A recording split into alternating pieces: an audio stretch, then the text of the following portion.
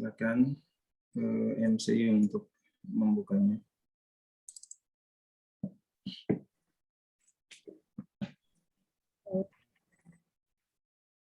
Assalamualaikum warahmatullahi wabarakatuh. Waalaikumsalam warahmatullahi wabarakatuh. Innal hamdalillah nahmaduhu wa nasta'inuhu wa nastaghfiruh. Na'udzu billahi min syururi anfusina wa min sayyiati a'malina. Man yahdihillahu fala mudilla lahu wa man yudlil fala hadiyalah. Asyhadu an la ilaha illallah wahdahu la syarika lahu wa anna Muhammadan abduhu wa rasuluhu la nabiyya ba'da. Wa nusalli wa nusallim ala nabiyyina Muhammadin wa ala alihi wa ashabihi wa man tabi'ahu bi ihsanin ila yaumiddin wa ba'du.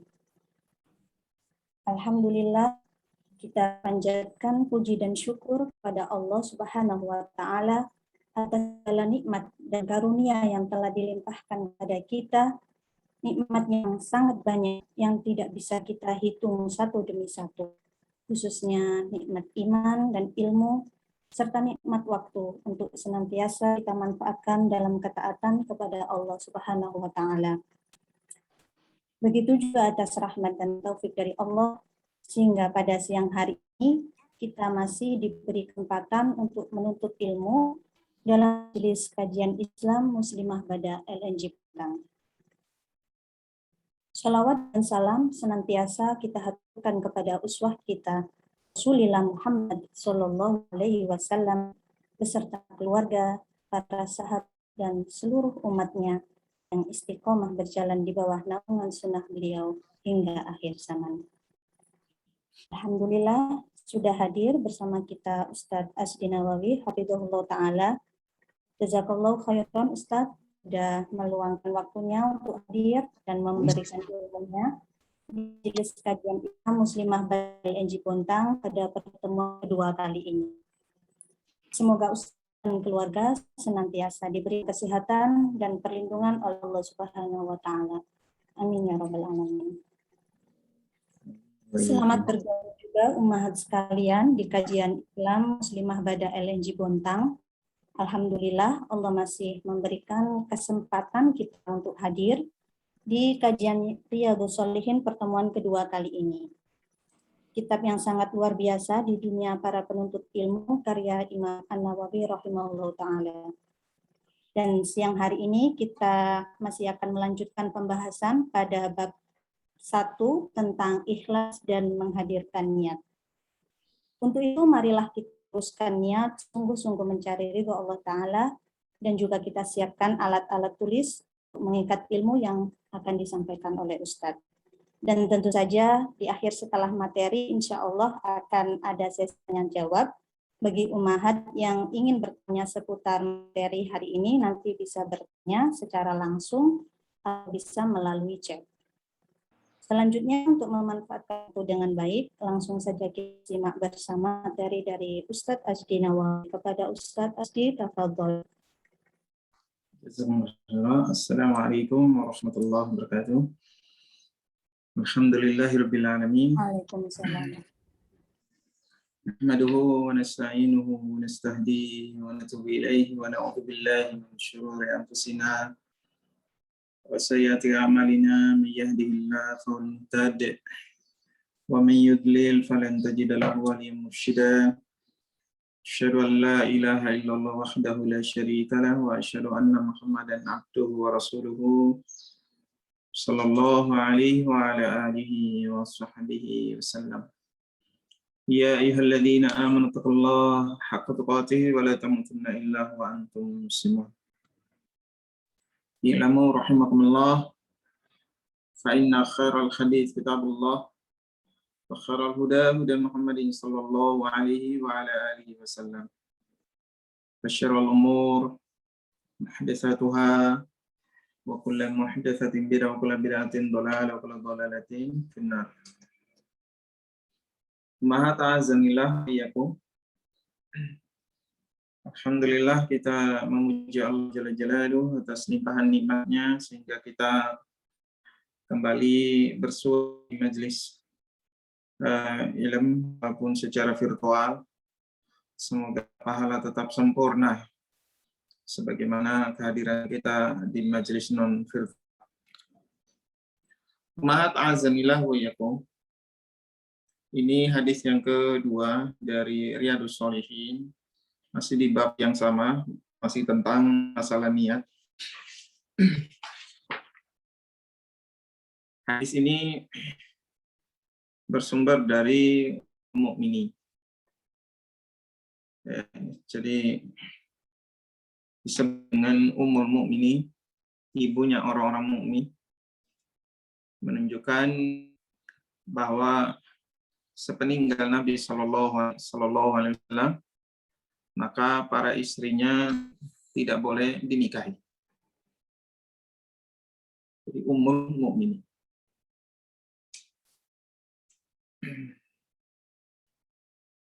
Hadis ini dari Ummul Mukminin Ummi Abdillah Aisyah radhiyallahu anha. Jadi wa an ummil mu'minina Ummi Abdillah Aisyah radhiyallahu anha. Aisyah radhiyallahu taala anha ini tidak punya anak, tetapi di hadis ini diberikan kunyah atau nama alias dengan Ummu Abdillah. Ya, jadi mungkin yang nggak punya anak bisa dipanggil dengan nama keponakannya. Ya, jadi misalnya punya keponakan namanya Ahmad, ya, maka dipanggil dengan Ummu Ahmad. Nah, atau yang dia sukai. Ya, kalau ada salah satu nama yang menjadi pilihan dia, maka itu adalah kunyah baginya. Jadi kunyah itu nama panggilan, nama alias. Kalau di kita bilang nama alias. Dan itu bukan ciri-ciri teroris ya, karena itu adalah salah satu yang menjadi tradisi di kalangan salaf. Sehingga Aisyah radhiyallahu anha juga punya kunyah Ummu Abdillah, padahal dia tidak punya anak laki-laki, juga tidak punya anak perempuan, ya. Jadi boleh seorang yang belum nikah dia dipanggil dengan nama kunyah, ya. Kemudian ummahat azanillah wa yakum, bahwa kunyah yang paling baik, yang paling afdal itu yaitu dipanggil dengan nama anaknya yang laki-laki. Misalnya ibu punya anak yang namanya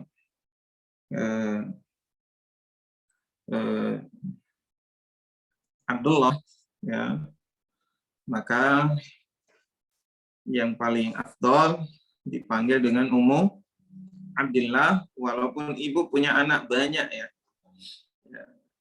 anak banyak dan ada laki-laki, ada perempuan, ya, maka yang paling utama dipanggil dengan kunyah dari anak yang laki-laki.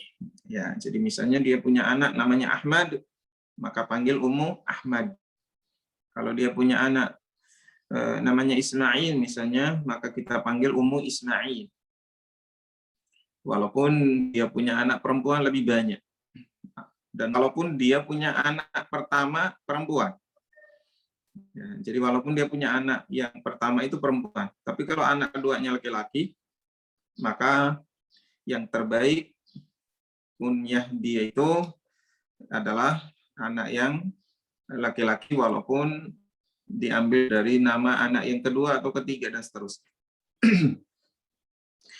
Kemudian umat azanillah wa yakum, bahwa Aisyah radhiyallahu anha mengatakan, qala Rasulullah sallallahu alaihi wasallam, yazu jayshul Ka'bah فَإِذَا كَانُوا بِبَيْدَاءَ مِنَ الْأَرْضِ يُخْسَفُ بِأَوَّلِهِمْ وَآخِرِهِمْ. Bisa dilihat di kitabnya ya. Nah, ini saya kasih contoh kitab. Nah, ini. Yang terjemahan, versi terjemahannya. Yang Arabnya bisa yang ini ya. Yang syarahnya Syekh Utsaimin. Atau yang ini Bahjatun Nadhiri, ya, syarah dari Syekh Salim bin Id Al-Hilali. Jadi saya menggunakan beberapa syarah ya, sehingga buku yang ibu pegang, ibu beli ya, itu untuk pegangan baca di rumah. Adapun ini ibu bisa mencatat faidah yang mungkin di bukunya nggak ada. Nah, Maha ta'azanillah wa yakum ya. Aisyah radhiyallahu anha mengatakan, qala Rasulullah sallallahu alaihi wasallam, yaghzu jayshunil Ka'bah. Fa idza kanu bi bayda'a min al-ardi yukhsafu bi awwalihim wa akhirihim.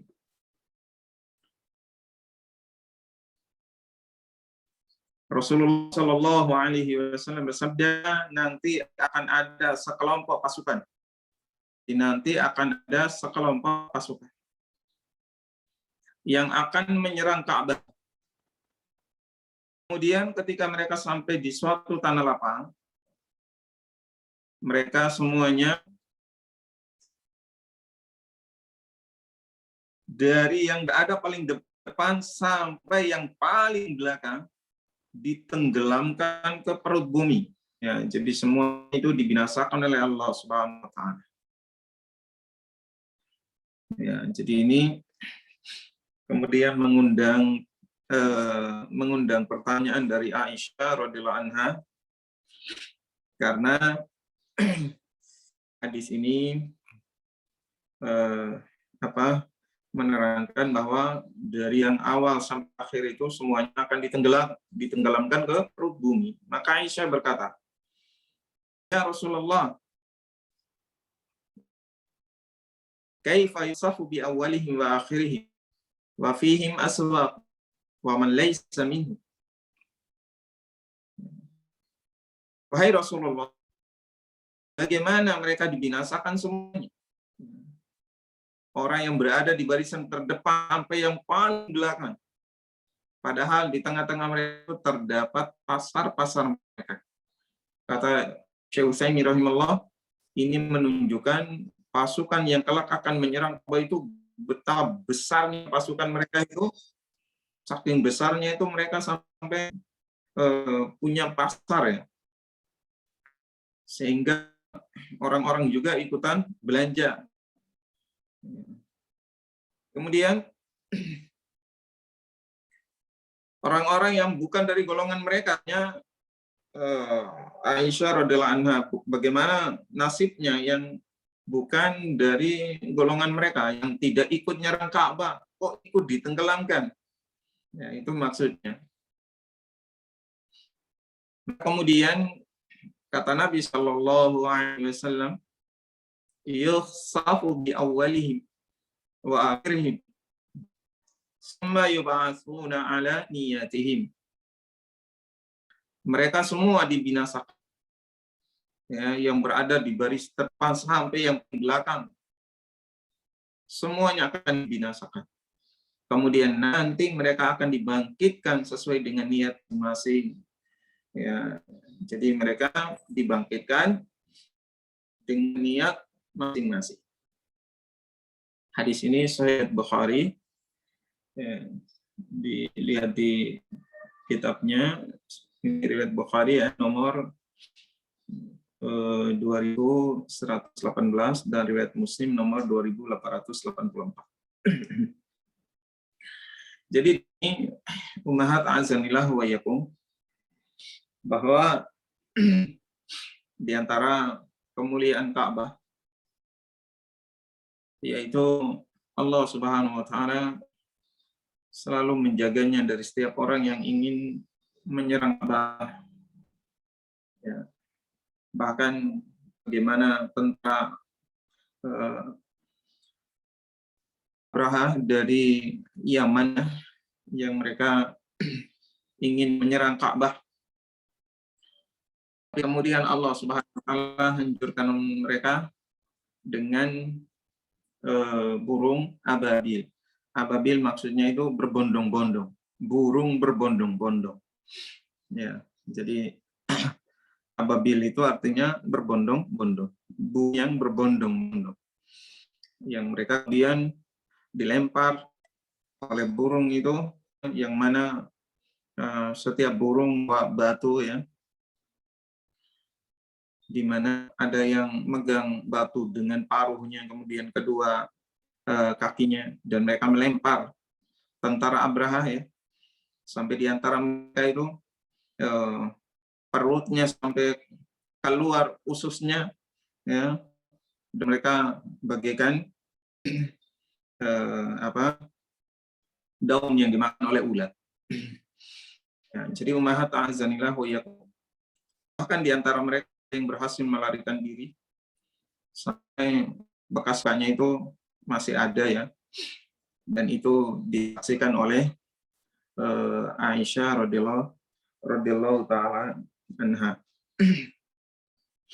Ya, dan sendiri, ya, berhasil melarikan diri dengan perut yang terburai keluar ususnya dan meninggal di Yaman, ya, mati di Yaman. Nah, jemaah ta'azzanillahu yakum, dan juga Nabi Shallallahu Alaihi Wasallam memberikan kabar yang mana setiap kabar dari Nabi Shallallahu Alaihi Wasallam kita wajib mengimaninya bahwa itu sesuatu yang pasti terjadi. Apa yang dikabarkan oleh Nabi Shallallahu Alaihi Wasallam itu pasti terjadi. Ya, jadi ummahat a'azanillah wa yakum,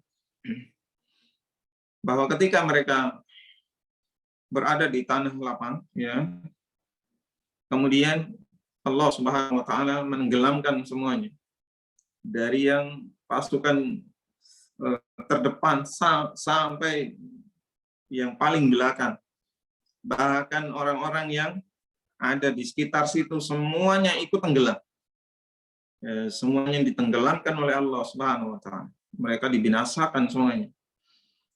Maka ma ta'azanillah wa yakum, di sini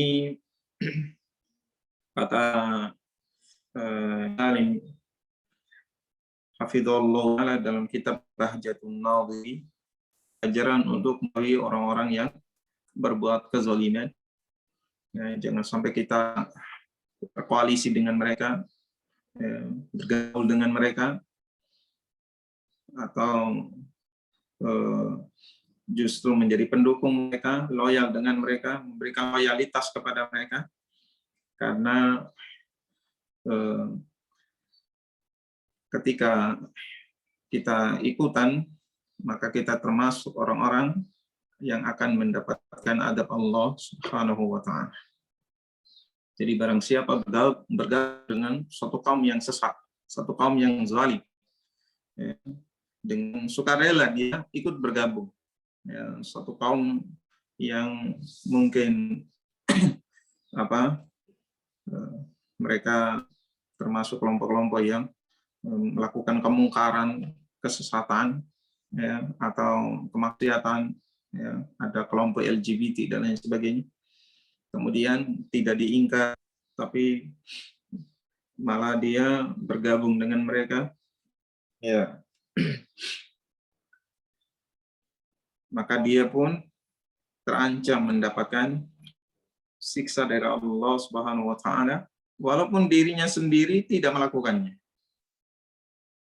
Ya, jadi walaupun dirinya sendiri tidak melakukannya, tapi karena dia ikut gabung, ikut sebagai sponsor mungkin, dan dia mungkin karena dia politikus, ya, sehingga yang dibutuhkan itu suara mereka. Biasanya gitu, ya, politikus itu mau orang gila, mau setan, asalkan bisa nyoblos itu didukung semuanya. Itu politikus itu. Antum walaupun rajin sholat, rajin ibadah, jilbabnya lebar, suaminya jenggotnya tebel, tapi kalau nggak mau nyoblos, bakal didukung oleh politikus. Oleh karena itu, maha ta'azzanillah wa yakum, ini ancam bagi siapa saja yang ikut menyokong mereka, apalagi memfasilitasi mereka, atau mensahkan ormas mereka mungkin. Jadi orang-orang yang buruk itu kemudian disahkan ormasnya, orang-orang yang sesat, tapi kemudian disahkan. Maka di sini maha ta'azzanillah wa yakum, orang-orang semacam itu sama terancam azab Allah Subhanahu wa taala. Dan maha ta'azzanillah wa yakum bahwa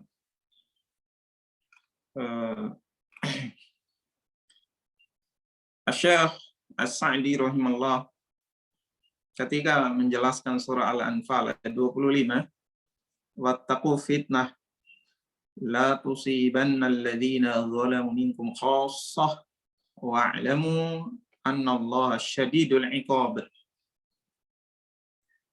Peliharalah dirimu dari siksa yang tidak hanya menimpa orang-orang zalim saja di antara kamu. Ketahuilah bahwa Allah sangat keras siksanya. Surah Al-Anfal ayat 25.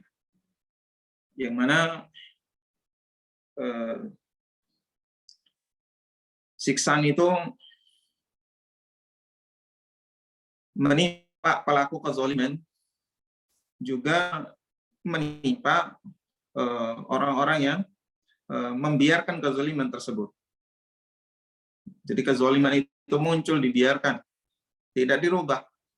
Maka azabnya itu akan menimpa pelakunya, juga menimpa selainnya. Sehingga cara menghindari fitnah ini adalah dengan melakukan amar ma'ruf nahi munkar, melarang kemungkaran. Ya, terutama yang punya wewenang ya.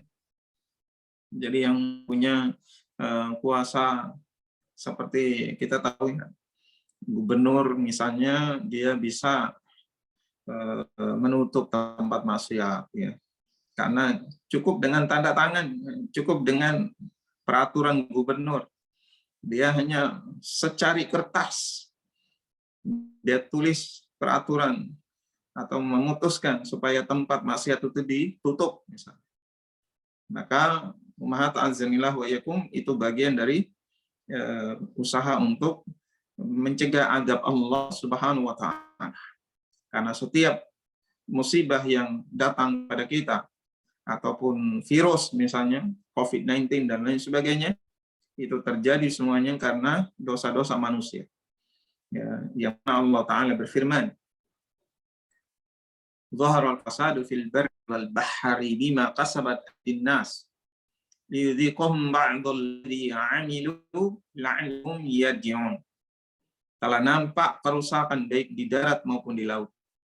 Semuanya itu akibat dari perbuatan tangan manusia, dan Allah Subhanahu wa taala hendak merasakan kepada mereka sebagian akibat perbuatan mereka itu, agar mereka kembali kepada Allah, bertobat kepada Allah. Ya, jadi maha ta'azzanillah wa yakum, tidak perlu kita memikirkan virus ini bagian konspirasi atau apa. Mau konspirasi maupun, jika Allah Subhanahu wa taala tidak berkehendak, maka tidak akan terjadi.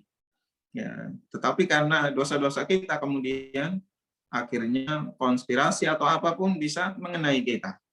Oleh karena itu, maha ta'azzanillah wa yakum, bahwa setiap azab, setiap musibah itu karena dosa manusia, dan diantara sebab hilangnya adalah dengan amar ma'ruf nahi munkar. Ya, sehingga di zaman salaf, para penguasa, jika tervirus yang menyebar di zaman, maka mereka akan menutup tempat maksiat, menyuruh masyarakat untuk taat kepada Allah, berbuat kebaikan, meninggalkan kemaksiatan, bersedekah, melakukan berbagai kebaikan. Maka Allah Subhanahu wa taala akhirnya mengangkat musibah, mengangkat wabah tersebut.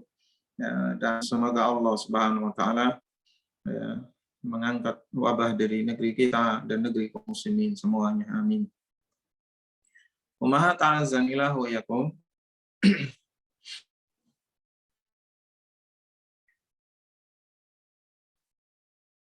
Pelajaran yang berikut dari hadis ini bahwa siapa saja yang bersama ahlul batil, orang-orang yang batil, orang-orang yang rusak, orang-orang yang menyimpang, musuh-musuh Allah atau tempat-tempat kesyirikan, niscaya akan ikut merasakan akibatnya ketika azab Allah turun di tempat tersebut.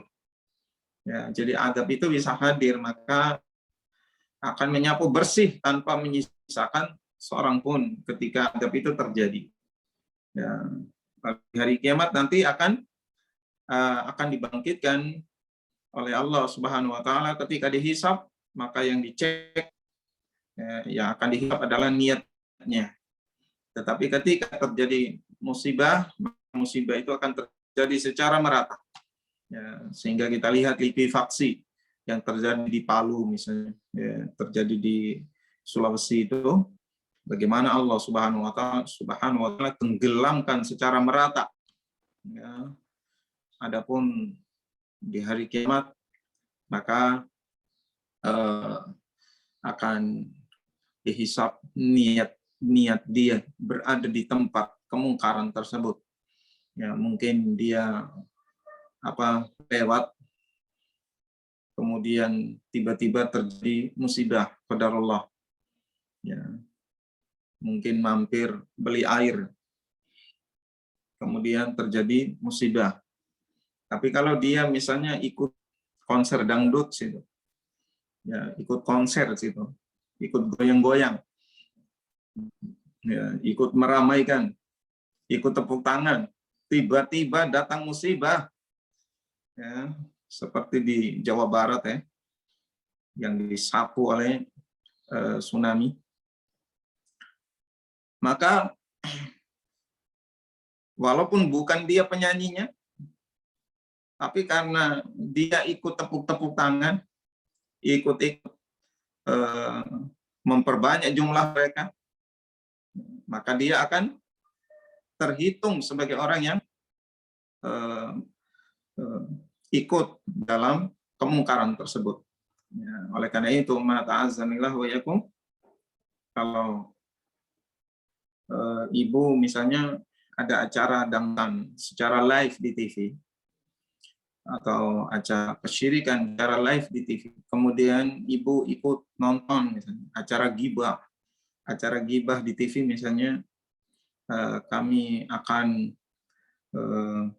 menyingkap digosok sampai gosip, ya, acara gosip misalnya, gosok sampai sip ke nah, dan ibu ikut gitu, ikut nonton, ya, maka ibu termasuk dalam barisan orang-orang yang mendukung kemungkaran tersebut, ya. Atau ibu mungkin ikut memperbanyak jumlah orang-orang yang nonton Ikatan Cinta misalnya. Jadi ibu termasuk dalam golongan orang-orang yang akan diadab oleh Allah Subhanahu wa taala jika adab itu turun karena sebab kemungkaran itu. Ya, oleh karena itu, ummahat a'azzanillah wa iyyakum, jika ada acara-acara seperti itu, ya, maka silakan pindah channel, apalagi sekarang sudah ada TV-TV yang bermuatan dakwah, ya, sehingga gampang saja untuk pindah channel, tidak terus-terusan untuk mengikuti acara-acara yang mengandung kemungkaran, gosip dan lain sebagainya. Wallahu a'lam.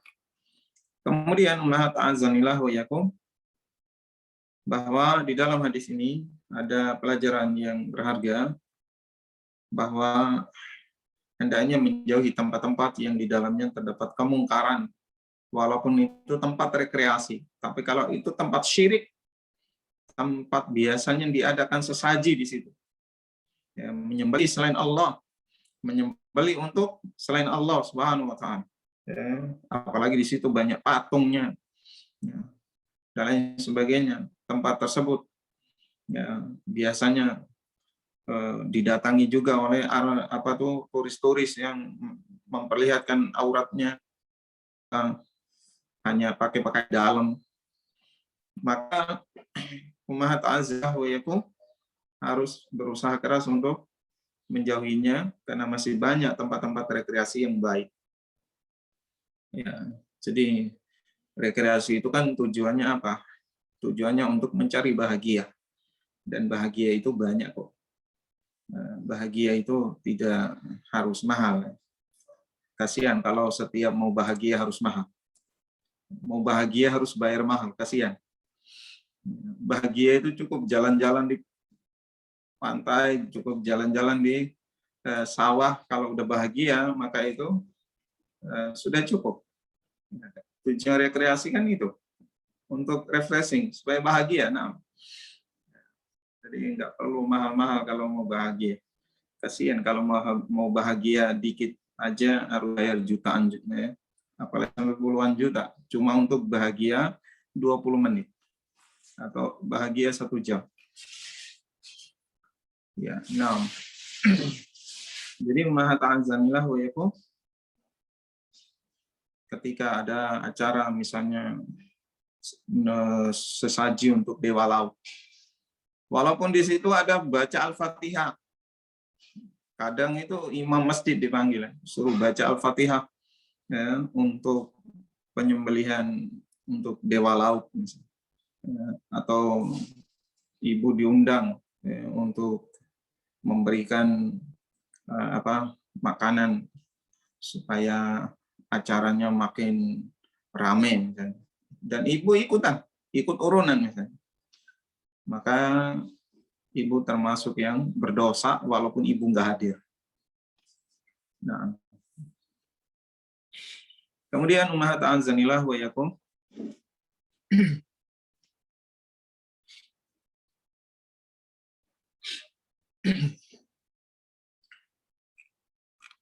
pelajaran berikut bahwa siksaan itu jika ditimpakan kepada orang-orang yang rusak, ya, maka termasuk juga ketika orang-orang yang soleh yang ada di sekitar situ, ya, ketika mereka tidak marah karena Allah, padahal minimal seorang itu disebut mukmin ketika dia melakukan amar ma'ruf nahi mungkar dan minimal mengingkari kemungkaran dengan hatinya. Kata Nabi SAW, man ra'a minkum munkaron falyughayyirhu biyadihi wa illam yastati fa bilisani wa illam yastati fa biqalbihi wa dzalika adhaful iman. Siapa di antara kalian yang menyaksikan suatu kemungkaran, hendaklah dia cegah dengan tangannya atau cegah dengan kekuasaannya. Ya. Jika dia tidak mampu, maka cegah dengan lisan, ya, dengan nasihat, dengan dakwah dan lain sebagainya. Jika tidak mampu juga, maka hendaklah dia mengingkarinya dengan hatinya. Dan itu adalah selemah-lemahnya iman. Ya, oleh karena itu, Ummahat Azanillah wa yakum, ketika dia tidak mengingkari dengan hatinya, dia tidak marah karena Allah Subhanahu wa taala, ya, mereka walaupun soleh namun tidak merasa takut terkena fitnah yang bisa menjadi sebab datangnya azab Allah Subhanahu wa taala, maka mereka masuk yang terseret dalam kezaliman. Ya, sehingga Ummahat Azanillah wa yakum, sebagaimana dalam surah Hud ayat 116 sampai 117. Falaula kana minal quruni min qablikum ulu baqiyatin yanhauna 'anil fasadi fil ardh illa qalilan mimman anjayna minhum. Maka mengapa tidak ada di antara umat-umat sebelum kamu orang yang mempunyai keutamaan yang melarang berbuat kerusakan di bumi, kecuali sebagian kecil di antara orang yang telah kami selamatkan. Dan orang-orang zalim hanya mementingkan kenikmatan dan kemewahan, dan mereka adalah orang-orang yang berdosa. Dan Tuhanmu tidak akan membinasakan negeri-negeri secara zalim. Ya, wa makana rabbuka liyuhlikal qura bizulm wa ahluha muslihun.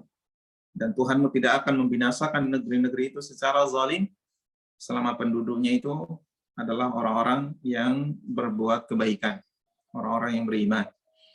Ya, jadi umat-umat yang di antara mereka terdapat orang-orang yang berbuat zalim, melakukan kerusakan, lalu tidak seorang pun yang bangkit mencegahnya, tidak ada yang mengingkarinya, namun ia tidak sampai memberi pengaruh terhadap kenyataannya rusak itu, maka sunatullah akan berlaku kepada mereka semuanya. Ya, oleh karena itu, ummahat a'azzanillah wa iyyakum, bahwasanya ketika mereka membiarkan, maka mereka sama akan terkena adab Allah Subhanahu wa taala ketika adab itu datang. Kemudian ummahat a'azzanillah wa iyyakum, di dalam hadis ini anjuran untuk berdakwah di jalan Allah Subhanahu wa taala, ya, anjuran untuk amar ma'ruf nahi munkar, di mana dakwah itu benteng keamanan bagi seluruh umat dan bangsa.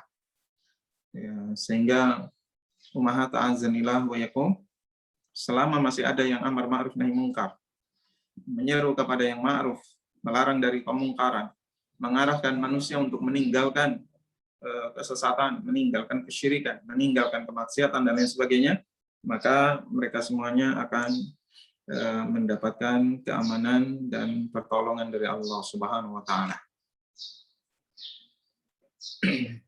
Dan ummahat a'azzanillah wa iyyakum, bahwa adab Allah Subhanahu wa taala kepada hamba-hambanya itu variatif. Ya, kita lihat bagaimana Allah Subhanahu wa taala hukum kaum Nabi Lut, yang mana Allah jungkir balikkan bagian atas bumi, dijadikan ke bawah, ya, penduduknya itu dihujani batu dari tanah yang keras secara bertubi-tubi sampai mereka semuanya binasa. Oleh karena itu, hukuman bagi LGBT, ya, itu sangat keras. Sampai-sampai di antara salaf ada yang berpendapat hukuman buat mereka adalah dibawa ke tempat yang tinggi kemudian dilempar sampai mati, ya, dilempar ke bawah sampai mati. Ya, jadi ummahat a'azzanillah wa iyyakum, kita lihat bagaimana umatnya Nabi Hud, yaitu kaum Ad, yang mana Allah Subhanahu wa taala binasakan dengan adab berupa angin yang sangat dingin, sangat kencang, 7 malam 8 hari non-stop, ya, sebagaimana dalam surah Al-Haqqah ayat 6 sampai ayat 8. Ya, sehingga Allah Subhanahu wa taala jadikan mereka binasa. Juga bagaimana Qarun yang ditenggelamkan ke dalam bumi dengan istananya yang megah, ya, ditenggelamkan oleh Allah Subhanahu wa taala ke dalam bumi. Dan ummahat a'azzanillah wa iyyakum, hadis ini menunjukkan kepada kita jangan sampai merasa aman dari makar Allah Subhanahu wa taala. Jangan sampai merasa aman dari adab Allah Subhanahu wa taala. Ya, karena bisa jadi adab itu datang secara tiba-tiba. Apalagi di akhir zaman banyak terjadi musibah yang datangnya tiba-tiba. Banyak orang yang mati tiba-tiba. Ya. Barangkali ada pertanyaan, silakan.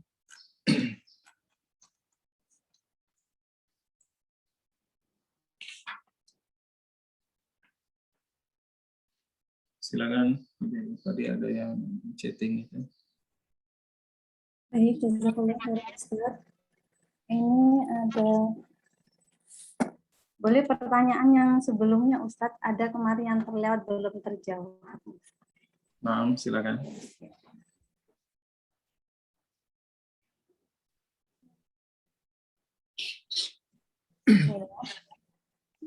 Ustadz mau bertanya, saya seorang ibu rumah tangga istri yang tinggal bersama suami dan mertua. Saya menjalani dengan baik, berusaha ikhlas, tapi selalu ada saja yang salah dan disindir. Terkadang hati jadi sakit. Gimana saran dari Ustadz? Jazakallahu khairan. Ya, wa iyaki. Maha ta'azzanillah wa iyakum, bahwa di antara kewajiban seorang suami adalah mencarikan tempat tinggal atau rumah yang tidak gabung dengan mertuanya. Karena sering terjadi cekcok di rumah tangga itu berawal dari perselisihan antara istri dan ibu. Ya, jadi antara istri dan ibu mertua. Oleh karena itu, usahakan agar mencari rumah walaupun ngontrak itu lebih baik daripada tinggal satu atap dengan mertua dan masalah itu berlarut-larut. Ya, karena yang namanya perempuan ya biasanya memang suka ribut dengan menantunya, ya, sehingga kewajiban suami untuk mencarikan rumah yang terpisah. Ya. Kemudian, Ummahat azanillah wa yakum, bahwa setiap sakit hati, keletihan, kepayahan, atau hal-hal yang menimpa seorang muslim, maka itu sebagai penghapus dosa. Hatta syaukata yusyakuha. Sampai pun hanya duri yang menggores kulitnya. Ya, illa kafarallahu biha an khotoyah. Kecuali dengan sebab itu Allah Subhanahu wa taala akan menghapus dosa. Ya, jadi Allah Subhanahu wa taala akan menghapus dosa-dosanya dengan sebab ujian-ujian itu, musibah-musibah itu. Ya, atau luka yang walaupun hanya duri yang menggores kulit, apalagi goresnya hingga ke hati. Ya, goresannya nyampe ke hati itu lebih sakit. Oleh karena itu, maha ta'azanillah wa yakum, jangan sampai seorang suami itu dia punya kemampuan tapi tidak berusaha untuk memisahkan antara istri dan ibunya sebagai ibu mertua dari istrinya, ya, yang mana hal ini bukan berarti bagian dari tidak berbakti, ya. Jadi bukan berarti tidak berbakti, karena berbakti pun ada cara-caranya. Wallahu a'lam. Kecuali mungkin ibunya sendirian, sehingga perlu ditemani karena nggak ada yang merawat dia, ya maka mau nggak mau si istri bersabar, ya, bersabar atas perlakuan dari ibu mertuanya untuk sementara waktu. Wallahu a'lam. Jazakallahu khairan Ustaz. Wah, ya. Semoga bisa menjawab umat yang bertanya pekan lalu. Untuk pertanyaan berikutnya, Assalamualaikum Ustaz. Bagaimana ambil suara dalam politik? Kita berusaha untuk tidak golput dan berharap pemimpin yang baik. Tapi di sisi lain, pemimpin itu diusung oleh partai politik yang kita tahu tidak ada satupun yang bersih. Bagaimana saran Ustadz mengenai hal ini? Jazakallahu khairan. Oh iya, Ki. Yang pertama, maha ta'azanillah wa yakum. Kita tahu bahwa pesta demokrasi itu sesuatu yang sangat-sangat bertentangan dengan prinsip-prinsip Islam. Islam mengajar kita memilih pemimpin dengan cara musyawarah yang dilakukan oleh ahlul hal wal aqdi, orang-orang yang punya kapasitas keilmuan, orang yang memang layak memilih para ulama atau para ahli. Adapun di demokrasi, orang gila pun bisa nyoblos. Ya, di demokrasi itu orang gila aja bisa nyoblos. Ada ulama besar nyoblos suaranya satu, orang gila nyoblos suaranya satu. Ya, jadi jika semakin banyak orang-orang yang mungkar ikut milih, maka yang pilih jelas orang yang jelek, pemimpin yang jelek, karena yang memilih kebanyakan orang-orang yang mungkar, orang-orang yang pro kemungkaran. Ya, sehingga maha ta'azzanillah kita kalaupun harus terjun, karena ya, bukan berarti terjun dalam politik praktis sehari-hari, bukan hanya berpartisipasi, maksudnya berpartisipasi hanya pada saat pencoblosan saja. Itu pun bukan dengan hati yang penuh kerelaan, tapi dengan keterpaksaan, menyadari bahwa ini adalah hal yang bertentangan dengan Islam. Ya, segala sesuatu yang bertentangan dengan Islam dan kita terpaksa melakukannya, tidak boleh kita melakukannya dengan sukarela, dengan hati yang senang gembira, ya, sampai jingkrak-jingkrak kalau menang. Ya, jadi maha ta'azzanillah wiyakum, kita melakukan dengan kepaksaan. Kemudian bahwa seperti Syekh Al-Albani rahimahullah atau ulama lainnya, bahkan di negeri kafir sekalipun, jika ada dua orang kafir yang terpilih, salah satunya sangat memusuhi Islam, yang satunya agak netral gitu. Jadi sedikit agak mendingan lah dibandingkan yang pertama tadi, yang kalau dia terpilih maka Islam akan dihabisi. Ya, umat Islam akan dihabisi sama dia. Maka kita disuruh memilih agar yang kezolimannya lebih sedikit tadi yang terpilih, daripada yang sangat mungkar tadi, yang zalim tadi yang terpilih. Wallahu a'lam. Jadi memang nggak ada yang layak, ya. Cuma ya daripada gitu. Ada istilah ya daripada. Agak mendingan dikit lah. Nggak parah-parah amat. Yang semuanya ya parah. Cuma ada yang parah banget, ya. Ada yang parahnya nemen kalau orang Jawa, ya. Parahnya nggak, keterlibatan kita itu untuk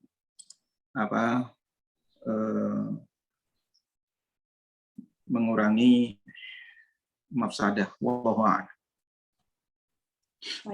Jazakallahu khairan. Barakallahu fiik. Untuk pertanyaan berikutnya. Assalamualaikum, semoga Ustadz selalu dalam lindungan Allah. Waalaikumsalam. Izin bertanya Ustadz, jika kita membaca berita-berita yang kadang berseliweran di medsos, apakah bisa juga termasuk ke dalam ghibah? Jika isi beritanya ternyata membicarakan seseorang yang masuk dalam perbuatan mungkar, tetapi sudah terlanjur membaca. Syukran Ustadz, barakallahu fiik. Wafiq barakallah. Ya. Ummahat ta'azzanillah wa yakum. Ada ghibah yang haram,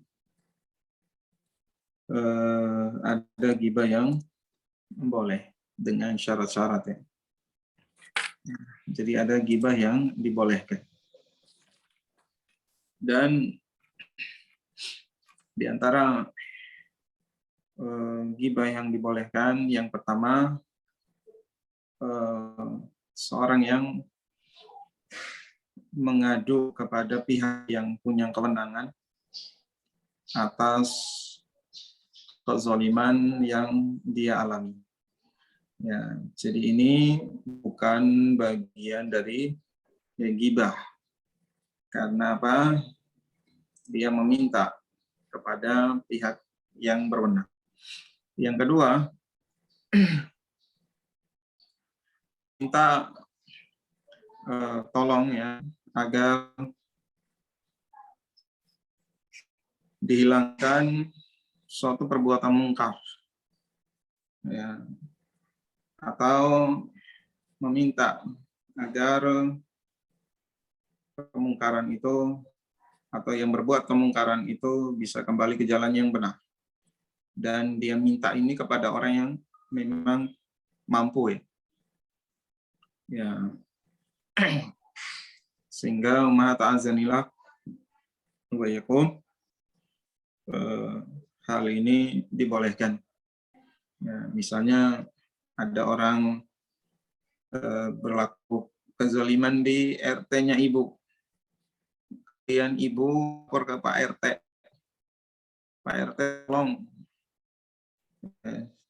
Si itu biasa bawa temannya sama-sama pengedar narkoba. Itu bukan gibah yang haram, tapi gibah yang boleh. Ya, kemudian yang ketiga adalah meminta fatwa.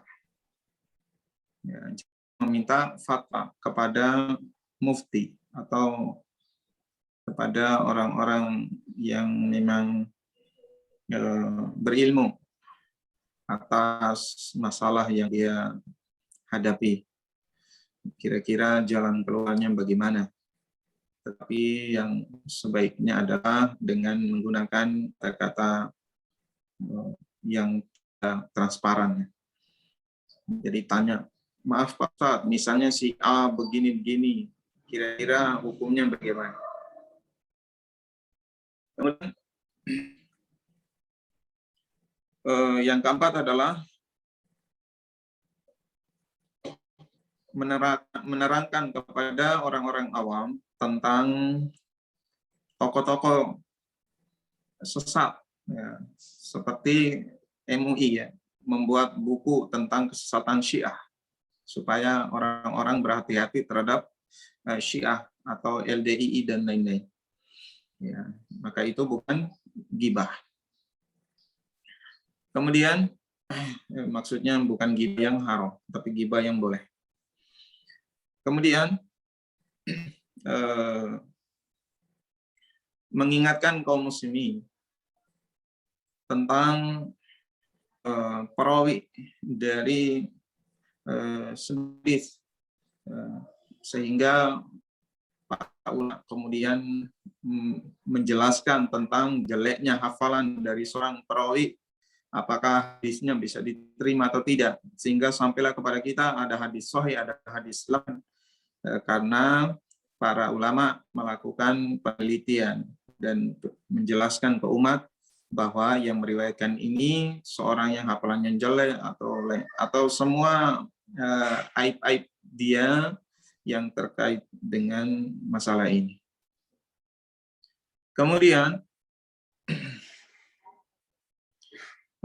di antara yang boleh adalah menyebutnya dengan sesuatu yang sudah ma'ruf, atau untuk menjelaskan dua hal yang masih samar. Misalnya ada orang mencari Ibu Dewi misalnya. Kemudian ibu tanya, yang gendut apa yang kurus? Maka ibu bilang gendut itu bukan gibah yang haram. Boleh itu, karena untuk memperjelas. Ya, mungkin di tetangganya itu ada dua yang namanya Dewi, sehingga ibu tanya yang kurus apa yang gendut, yang hitam apa yang putih gitu. Ya, jadi ibu tanya, Bu Dewi yang hitam kah? Oh itu rumahnya yang depan sana. Itu bukan gibah yang haram, tapi itu gibah yang boleh. Atau dia terkenal dengan panggilan itu, misalnya biasa dipanggil dengan si pincang dan dia nyantai-nyantai aja gitu, dia slow aja gitu. Ya, tapi kalau dia marah maka tidak boleh. Ya, kemudian terhadap suatu kemungkaran yang sudah terkenal luas, maka apa sih manfaatnya kita ikutan? Tentu saja kita lihat maslahatnya apa sih kita ikutan ngomongin berita. Ya, mungkin karena ada perbuatan dia, misalnya baru-baru ini ada yang ditangkap terkait narkoba, kemudian para ustadz juga ikut share beritanya itu, maksudnya apa? Karena orangnya ini sebelum tertangkap biasanya itu menjelek-jelekkan ahlu sunnah. Ya, dia biasa menjelek-jelekkan orang yang bercadar, orang yang berjenggot dan lain sebagainya, dan menjadikan agama sebagai bahan candaan. Ya, bahkan dia bercanda tentang Nabi Ibrahim, ya, sehingga para nabi saja dijadikan candaan. Oleh karena itu para ustadz membahasnya, apalagi kemungkaran aib dia yang dia lakukan itu sudah kadung terkenal di kalangan masyarakat, sudah jadi rahasia umum, beritanya sudah tersebar. Ya, mau disimpan pun orang udah pada tahu. Ya, beda dengan orang yang baik-baik. Kemudian dia mungkin terjadi kesalahan, maka dalam hal ini kata Nabi Shallallahu Alaihi Wasallam, siapa yang menutup aib seorang muslim, maka Allah akan menutup aibnya di dunia dan akhirat. Wallahu a'lam bishawab. Ini ada pertanyaan lagi tadi. Atau tolong dibacakan saja. Ya, jazakallahu khairan atas jawabannya. Ya. Pertanyaan berikutnya. Bismillah, izin bertanya Ustadz, kejadian dalam hadis ini di mana dibenamkan dari awal hingga akhir mereka tersebut, apakah ada penjelasan kejadiannya tersebut? Apakah terjadi pada akhir zaman? Ya, jadi tidak ada penjelasan. Yang jelas Nabi Shallallahu Alaihi Wasallam hanya menyatakan kelak akan ada. Jadi kelak akan ada. Terjadinya kapan? Wallahu a'lam. Ya. Ada yang lainnya? Silakan. Pertanyaan berikutnya, Bismillah, izin bertanya Ustadz. Tadi dikatakan musibah terjadi karena dosa-dosa manusia. Ya. Nah. Kalau ada yang membandingkan, ada negeri yang mayoritas non-muslim tidak sering ditimpa musibah, tapi negara yang kebanyakan muslim malah sering ditimpa musibah. Bagaimana kita menyikapinya seperti itu, Ustaz? Iya. Saya tanya ke ibu-ibu. Ibu kalau ada tempat yang perlu disapu, sehingga ibu sapu. Ada tempat yang tidak perlu disapu, tapi ibu sapu. Kira-kira itu perbuatan sia-sia enggak? Ibu nyapu hutan, buat apa? Tapi kalau ibu nyapu rumah, manfaat enggak? Manfaat. Ya, begitu pula orang-orang Muslim, ya, ketika mereka dibersihkan dari dosa mereka, dibersihkan dari kemungkaran, karena Allah menginginkan kebaikan bagi mereka. Ya, sehingga mereka disegerakan hukumannya di dunia dan mereka akan mati tanpa bawa dosa, karena sudah dosanya itu sudah dihukum dengan musibah-musibah tadi. Tetapi kita tidak boleh memohon kepada Allah agar disegerakan musibah di dunia. Ya, wallah. Jadi ada yang memang layak untuk dibersihkan.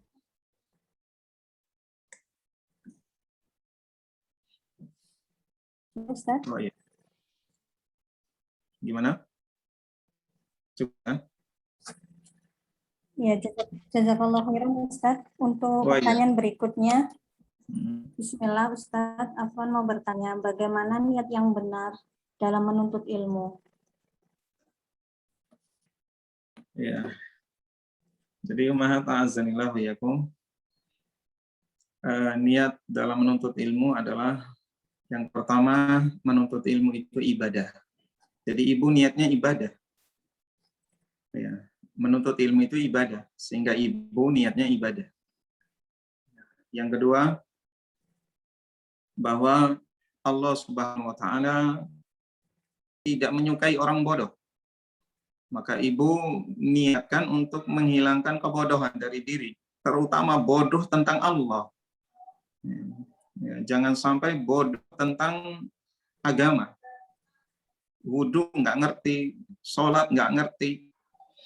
Ya, jadi menuntut ilmu untuk menghilangkan kebodohan karena Allah Subhanahu wa taala tidak menyukai orang bodoh. Ya, jadi mereka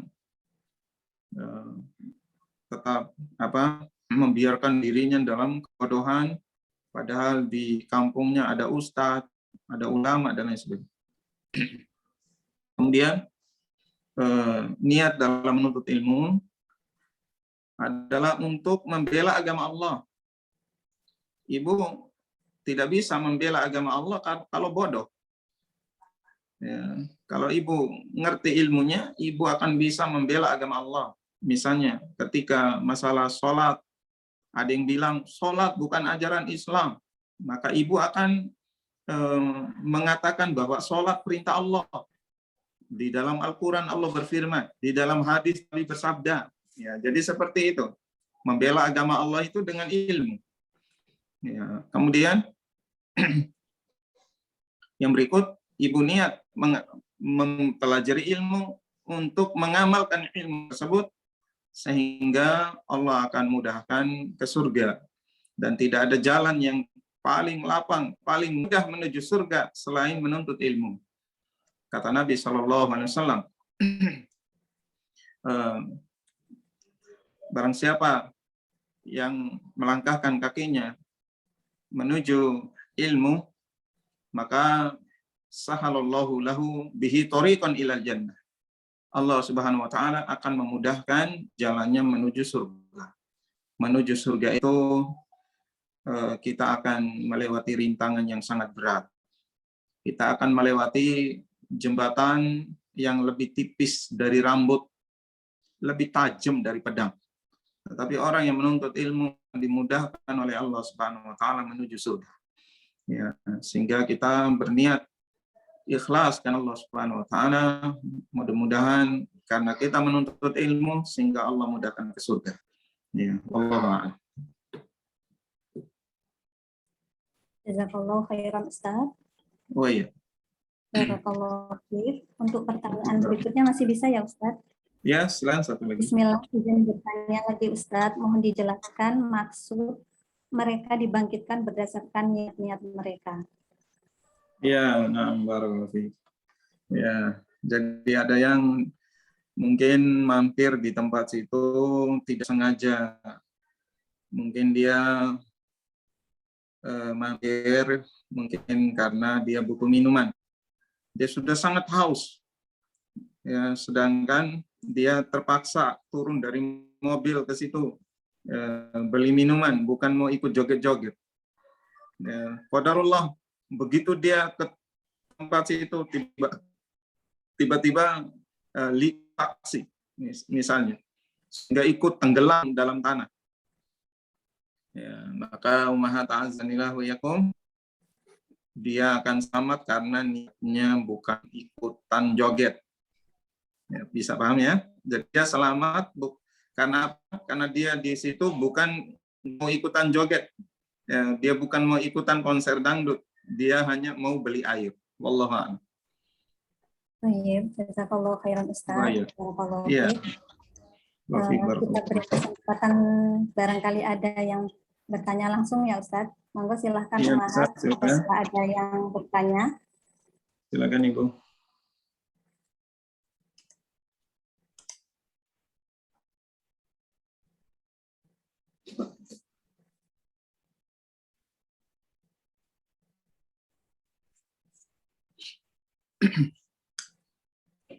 Sepertinya tidak ada. Kita kembalikan langsung ke Ustaz. Ya, Masya Allah, barakallahu fikum. Kalau nggak ada lagi yang bertanya berarti sudah paham semua. Dan ini masih ada. Ada lagi Ustaz. Bismillah, izin bertanya Ustaz, apakah beratnya azab itu berkaitan dengan beratnya maksiat yang terjadi? Ya, jadi mengatakan sanillah wa yakum bahwa beratnya azab itu tergantung kepada beratnya maksiat. Maka kita lihat bagaimana Allah Subhanahu wa taala memberikan musibah yang dahsyat itu karena dosa-dosa besar. Ya, seperti syirik. Ya, musibah di zaman Nabi Nuh karena apa? Karena syirik. Ya, dosa besar. Ya, terbesar. Ya, dosa besar terbesar, syirik. Kemudian musibah yang Allah timpakan kepada kaumnya Nabi Lut karena dosa besar, LGBT. Ya, sehingga Maha Ta'azanillahu yakum ketika membiarkan kemungkaran, yaitu dosa-dosa besar ini dibiarkan, maka azab Allah Subhanahu wa taala itu akan merata. Wallah, kayaknya ada yang nanya lagi.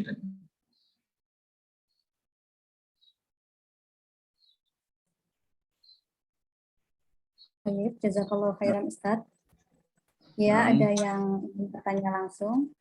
Tafadholi, Ukti Dian. Bisa diaktifkan mic-nya. Ya, Assalamualaikum Ustaz. Waalaikumsalam warahmatullahi wabarakatuh. Ya, saya mau nanya langsung, soalnya kalau di chat saya takut saya tulis. Ini Ustaz, tadi Ustaz mengatakan jika melihat suatu kemungkaran, kita harus tadi dengan kekuasaan, lisan, terus mengingkarinya dengan hati. Tapi itulah selama-lama iman. Nah, yang saya ingin tanyakan, contohnya seperti apa ya Ustaz? Perilaku sehari-harinya gitu Ustaz, betul? Tindakan sehari-harinya. Apa Ustaz kalau saya salah mengatakan? Ya, Ibu, barakallahu fiik. Ya, jadi misalnya ada tempat maksiat, ya, lokalisasi misalnya ya, kita langsung ke contoh yang konkret. Ada lokalisasi misalnya. Kemudian yang punya kewenangan dalam hal ini kan pemerintah dan aparat. Mereka malah membiarkan padahal dia punya kuasa untuk bisa menghilangkannya. Ya, sehingga yang menghilangkan kemungkaran di situ adalah yang punya kuasa, seperti aparat atau pemerintah. Ya, jadi misalnya ada bandar narkoba di kampung ibu, kemudian ada di situ aparat, tetapi aparat itu malah membiarkan saja. Ya, maka ini dosanya dia, karena dia punya kuasa untuk menghilangkannya. Ya. Kemudian dengan lisan, maka butuh ilmu juga. Kita kalau mau menjelaskan sesuatu butuh ilmu. Ya. Ada yang melalui dakwah, melalui ceramah, melalui khutbah Jumat dan lain sebagainya. Butuh ilmu. Adapun kepada orang dekat kita, misalnya anak, kepada suami, kepada keluarga dekat, maka mungkin kalau di zaman sekarang itu bisa dengan share artikel. Ya, jadi ibu nge-share artikel tentang bahaya riba ketika tahu ada saudara mau ngutang ke bank misalnya. Maka itu bagian dari mencegah kemungkaran dengan lisan. Ya, kemudian adapun yang dengan hati adalah ketika dia tidak mampu, misalnya ada kemungkaran yang jika dia mau menghilangkan kemungkaran tersebut secara kuasa dia nggak punya. Kalau mau ngomong bisa mati ya, karena apalagi bandar narkoba itu punya senjata. Ibu mau nasihatin dia malah didor gitu. Sehingga mau nggak mau ibu cukup dengan hati mengingkari hal itu. Ya, wallahualam. Mungkin bisa dipahami begitu pula dalam hal-hal lainnya itu sama. Ya, baik, jazakallahu khairan Ustadz. Oh iya. Mungkin cukup di sini ya pertanyaannya. Saya kembalikan ke Ustadz untuk menutup. Ya, barakallahu fikum. Alhamdulillah kita masih dipersilakan karena 5 menit lagi katanya adzan asar ya Ustadz. Bagaimana? Mau dilanjutkan atau berarti pekan depan aja ya? Ya, kita keep ke pekan depan aja. Kita keep pertanyaannya. Sudah mau adzan sehingga kita tutup saja. Allahumma aqsim lana min khashyatika ma taqulu bihi baina ma'asik wa min ta'atika ma tuballighuna bihi jannatak wa min al-yaqini ma tuhinu alaina masa'ib ad-dunya wa matina bi asma'ina wa absarina wa quwwatina ma ahyaytana wa la taj'al ad-dunya akbar hammina wa la mablagha ilmina wa la tusallit alaina man la yakhafu rahman. Wa sallallahu ala nabiyina Muhammad. Akhiru da'wana alhamdulillahi rabbil alamin. Assalamualaikum warahmatullahi wabarakatuh. Waalaikumsalam warahmatullahi wabarakatuh. Jazakallahu khairan Ustadz. Semoga apa yang disampaikan Ustadz bermanfaat untuk kita semua yang hadir di majelis ini. Barakallahu fiik. Teman sekalian, afwan jika ada pertanyaan-pertanyaan yang belum terjawab, insya Allah nanti akan dijawab di pertemuan berikutnya. Kami ucapkan jazakumullahu khairan wa barakallahu fikunna bagi umat sekalian yang sudah ikut bergabung di kajian Islam Muslimah pada LNG Bontang siang hari ini. Semoga Allah Azza wa Jalla masih memberikan kita umur dan kesempatan untuk bisa bergabung kembali di kajian pekan depan. Dan insya Allah pekan depan, pekan ketiga akan kita mulai dengan kajian fikih waris bersama Ustadz Hamdani Habibullah. Ilmu yang menarik juga untuk kita pelajari dan sangat penting. Semoga Allah mudahkan. Amin ya rabbal alamin. Kita cukupkan sampai di sini. Kami atas nama MC dan seluruh pihak yang mendukung terselenggaranya kajian Islam siang ini, mohon maaf apabila ada kekhilafan maupun kekurangan selama kajian ini berlangsung.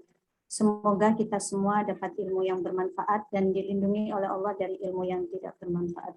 Allahumma inna nas'aluka ilman nafi'a wa na'udzubika min ilmin la yanfa'. Rabbana taqabbal minna subhanakallahumma wa bihamdika asyhadu an la ilaha illa anta astaghfiruka wa atubu ilaik. Wassalamualaikum warahmatullahi wabarakatuh.